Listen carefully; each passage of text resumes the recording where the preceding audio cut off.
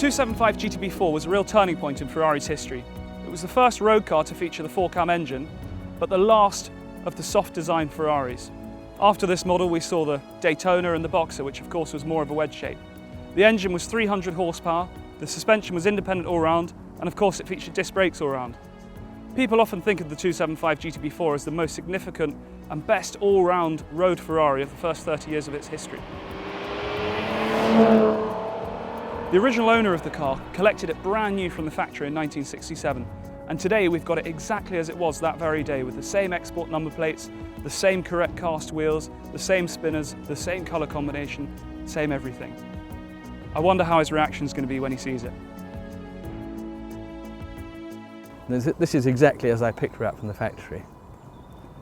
So this is exactly as it was, the same wheels, Yep. same export number plates, same colour combination. Yep. Exactly as it was the day you picked it up as a new car. Exactly.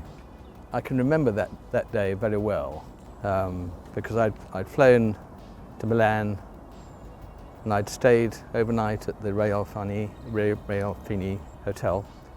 And of course there's a letter in the file that talks about your reservation. Exactly. And then I went to Maranello, very well received, and they were still not really working on the car, but just checking it over, making sure everything was right. Preparing it, fettling it. Yeah, and it brings back all those wonderful memories. The car obviously was purchased via Maranello concessionaires, who by that time were based at Egham. Yes. Did you have an experience with the Colonel himself, or who Oh did yes, you deal with? yes. I met the Colonel, and he said, "Would you like to go and collect the car yourself in Italy?" And I said, "Yes, please." Absolutely. And so when you collected the car from the factory, yep. Did you have a chance to meet Enzo himself? And no, unfortunately, I didn't meet Enzo. Although they were very welcoming, showed me all around the factory. The race department. I sat in. I remember sitting in a very nice LM, 275 LM, and pressing all the pedals and all that sort of stuff. Which, of course, the LM cost twice as much as these. Right. Yeah. And it wasn't really a road car anyway. I mean, it was an out-and-out racer. Out-and-out racer, really. Yeah. But very nice car nonetheless. So I had a good look round and everything, and then I took the car back to the hotel overnight, and then the next day I left and drove to Paris. Deryk, we're lucky enough to have this fantastic file with the car, which is a testament to yourself to have actually handed it over with the car when you sold it, and the chaps afterwards kept fantastic records of the car throughout its life. So it is documented from day one, right down to the original order form, which we have as the first page in the file. Yes. Signed by yourself, 19th of the 10th, 66. Yep. In the 50s, we saw lots of coach-built cars, lots of individual cars, but it's always struck me that in the 60s, there wasn't really much choice. The cars were very much as they came. You could choose interior colour, exterior colour. Very wealthy clients occasionally had a few extra chromy bits or shiny bits on the outside of the car, but there wasn't really much choice, was there? It was just a matter of what colour combination you wanted and maybe an alloy body. But that's exactly right. I mean, you certainly could have had an alloy body. Wouldn't have cost any extra. And most people didn't choose an alloy body because they felt it would be less durable. Is that correct? Exactly. And so did you think about perhaps having an alloy body? No, I not really, because I mean, it was an inferior choice perhaps for a road car. I wasn't going to race the car, and I wanted a car that could stand up to sort of the usual knocks and bits and pieces, and a steel body car seemed a sensible way to go. Right. And as for the colour, Rossocino with black interior? Well, that was always my idea of what a Ferrari should look like. I could have had the Barani wheels on it, but when these came out, I thought they looked quite attractive, and it seemed... And they were very much of the 4-cam, weren't they? They signified that extra horsepower and torque. And exactly. I think it was the correct choice. So, as you say, the list of optional extras really wasn't there. I mean, it was... And almost anything that you wanted to specify, to say either alloy body or steel body, was no extra cost. It was just the way you wanted the car. Absolutely, yeah. If we fast forward to through your various maintenance that we've discussed, yes, we've even got the original temporary export logbook. Yes. With the number plate that obviously we have it presented with today. That's right. That's right. Which again it's so rare to see that. That is amazing. Now you've also got these photographs. These are the ones I've been looking for. Well, there we go. I've been looking all over the Well, you obviously gave them house. away in 1978. I did, and I couldn't believe I'd done that. And I've been looking everywhere for these photographs because I wanted to make up an album of what I've got of the car. And these are the photographs. And these are obviously on the way home, one would assume. Having left Maranello, I drove for about an hour or so, and I thought, I'll stop and take photographs of the car. And these are the ones I took. And for personally, one of the most interesting points of this photo, in the era of Classic A certification these days, quite often we have to paint exhausts black because they say that's how they left the factory. Yeah. We can clearly see it was a stainless steel system, but unpainted. Unpainted, exactly. Amazing. It's all there.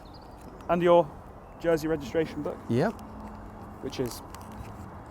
Yes, J9175. Again, you know, so rare to find that, and with all your stamps right up until 1978, which is of course when you sold the car. Yeah. So having purchased the car for around about £6,000. Yes. How much did you sell it for in 1978?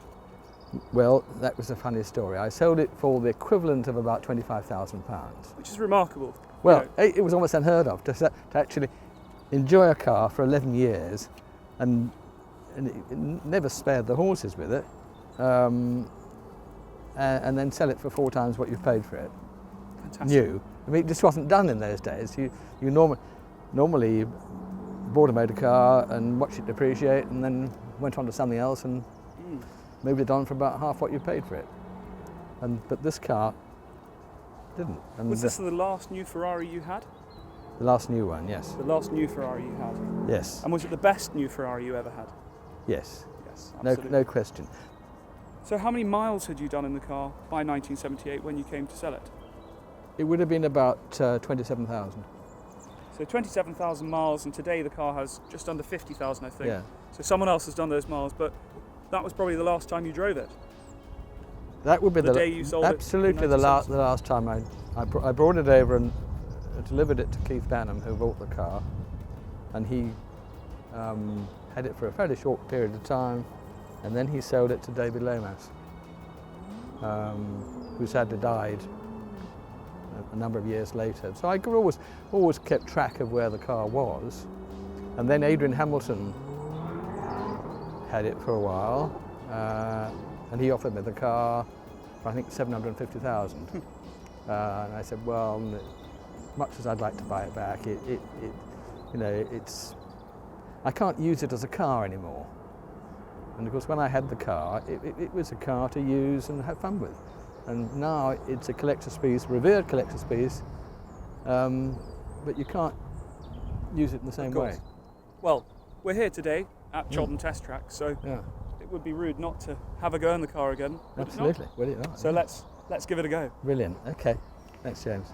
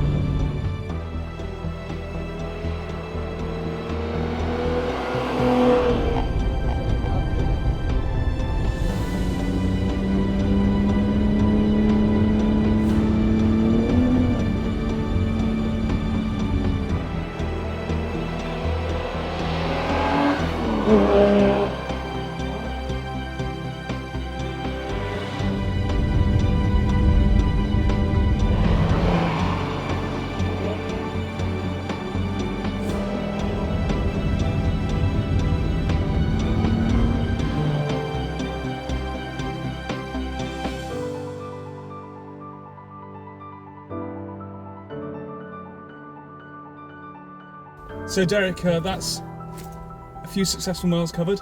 How did it feel? Fantastic. James, I loved it to be reacquainted. with the old girl after all these years. And was it Fantastic. just as you remembered? Yes. Absolutely. Still a very special car. Absolutely.